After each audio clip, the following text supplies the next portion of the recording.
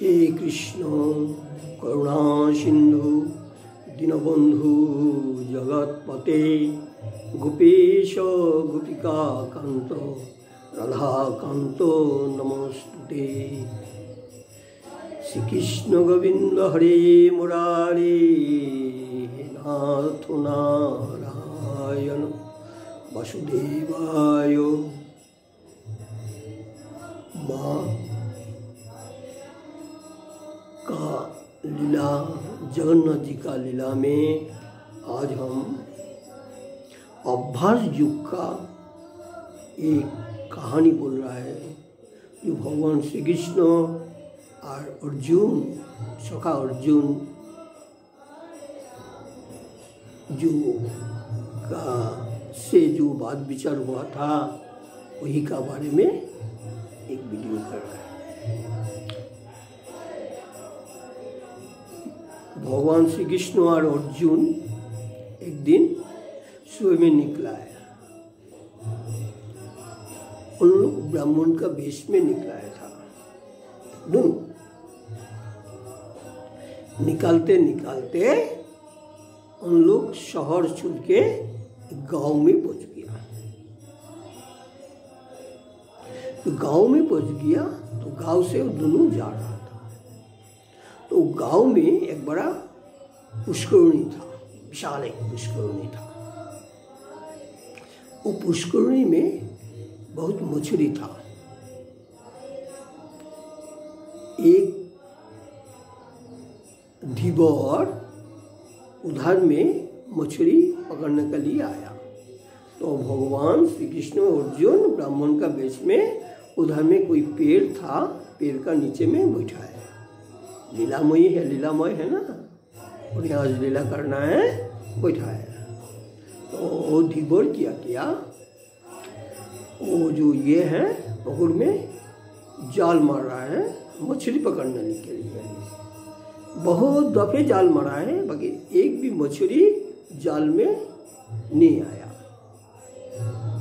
वो भी ये हो गया, बड़ा दुखित हो गया और सोच रहा है प्रतिदिन हम इस पुकुर से इतना मछली लेके जाता है, आज एक भी मछली नहीं उठाए, क्या बात है। इसको देख के आज हम आया था, आज मेरा दिन अच्छा नहीं है।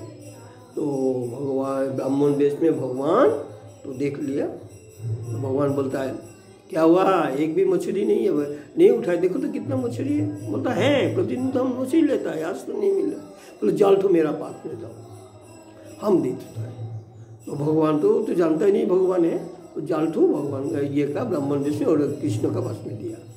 कृष्ण ने क्या किया, छलना करके थोड़ा समय ध्यान करके वो जाल तो पानी में मरा है।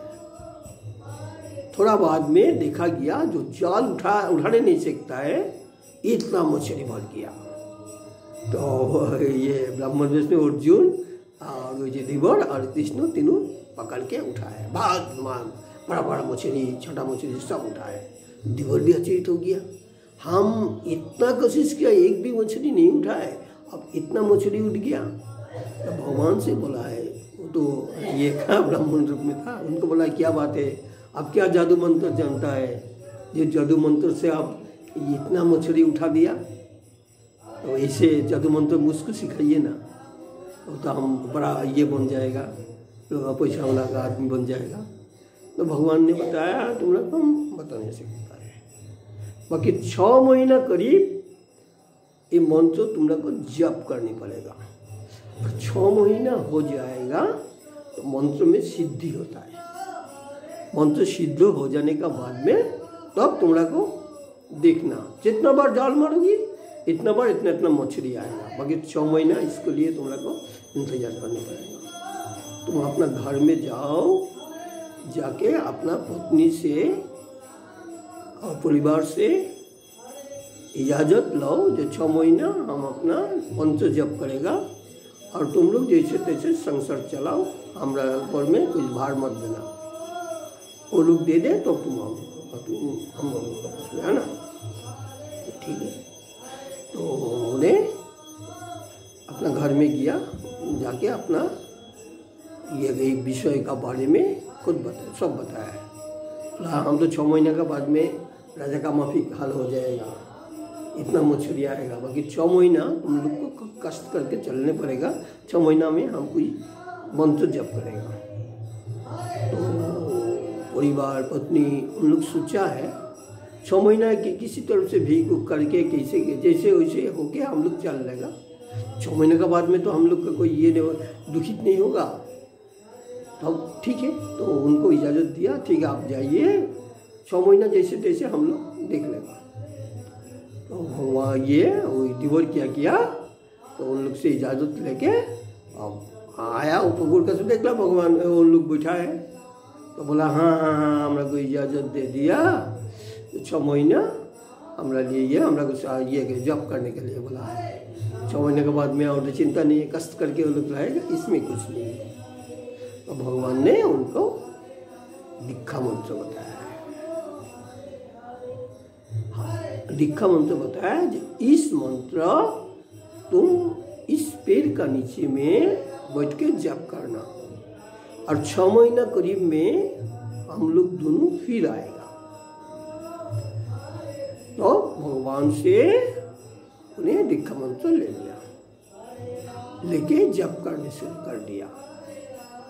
इसी बोला जाता है, जो माँ को भी पूछा था कोई भक्त है, माँ जो मेरा साधन भजन में मोती हो जाएगा और तो आदमी हमरा को कैसे ये करेगा, मालूम करेगा, हम साधु संत भी बन जाए। तो माँ ने बताया पेड़ में जो आम पक जाता है ना, कोई फल पक जाता है ना, तो पेड़ थोड़ा ही बोलता है जो हमारा फल पक गया।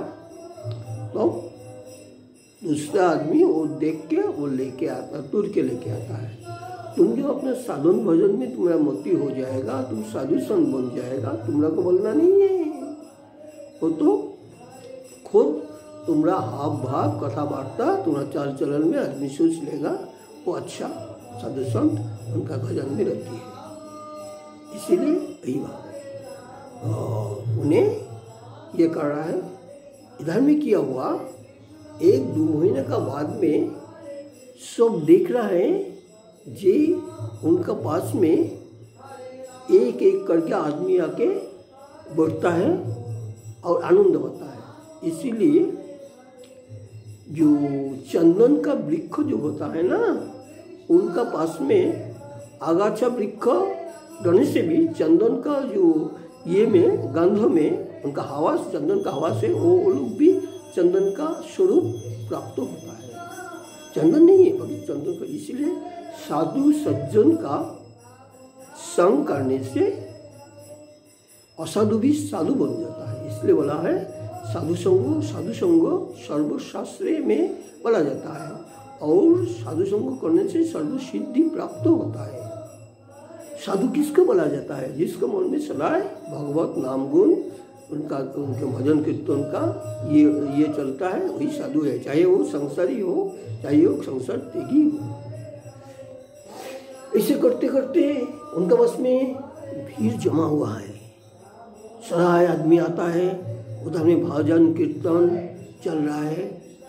हंसते हंसते उनका सारा शरीर उई का जो पिपीलिका है वो मिट्टी से हंसते हंसते ढक रहा है, मगर उनका कोई ये नहीं, उधर में नहीं है। इसीलिए जब साधन भजन में साधु संत लोग जो हिमालय में हो, गंभीर ये में हो, तो अपना व्याघ्र हिंसक जंतु उन लोग का कुछ क्षति नहीं करता है, उन लोग के साथ में आके बैठता है। ये तो गुरु महबूब का जीवन में भी ऐसे घटा है। ऐसे बड़ा बड़ा साधु संत लोग, ये जैसे विष्णु गोस्वामी का साधन भजन कर रहा है, उनका जो चेला लोग पीछे में है, बड़ा बड़ा मच्छर काट रहा था।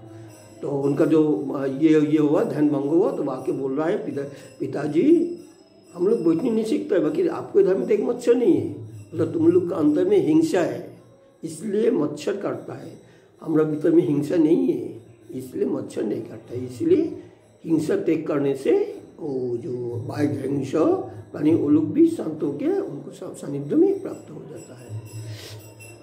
ऐसे करके 6 महीना अतिबाहित होने के बाद में भगवान श्री कृष्ण अर्जुन के लेके उधर से आ रहा है और देख रहा है चारों दिग में वो ये आदमी भक्त लोग बैठा हुआ है और एक वो जो है वो बैठा है। अर्जुन को भगवान बोला वही है जो बैठा है, देखो मिट्टी से उनका सारा शरीर ढक गया है। तो भगवान ने उधर में आया, आके उनके शरीर में स्पर्श किया।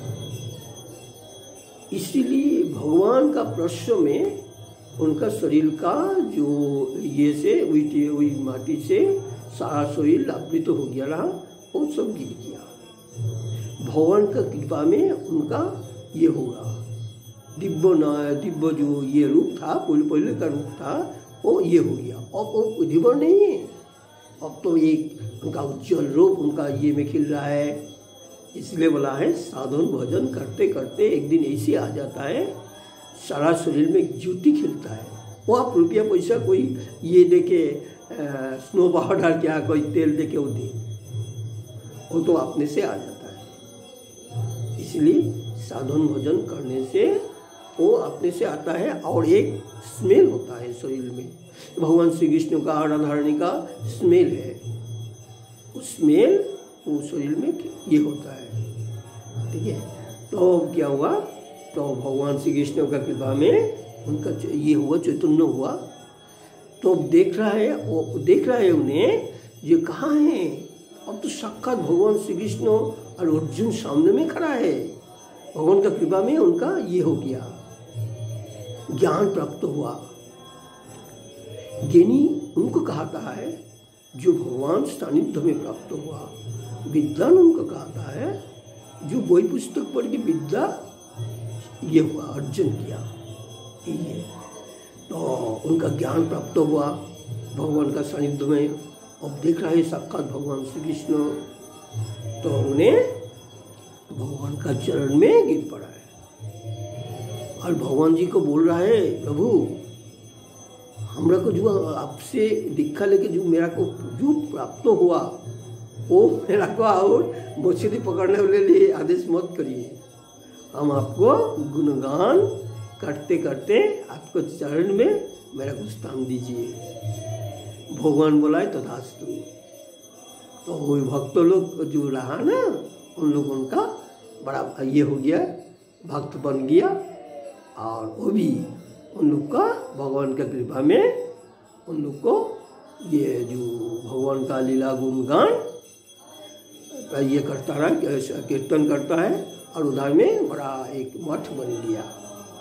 इसलिए भगवान से कृपा होने से असाध्य साधन हो जाता है और एक धीवर भी वो संत बन जाता है। हे बोल के माँ जगन्नाथ का चरण में हम अपना वाक पुष्पांजलि को समर्पण कर रहा है। प्रभु से मेरा निवेदन है, माँ से निवेदन है, प्रभु माँ अब सदाए हमारा हृदय में रहिए, रखे हमरा को ज्ञान का ये प्रकाश कर, हमारा हृदय में ज्ञान प्रकाश कराइए। ये आप लोग के चरण में मेरा विनती है। जय माँ, जय जगन्नाथ।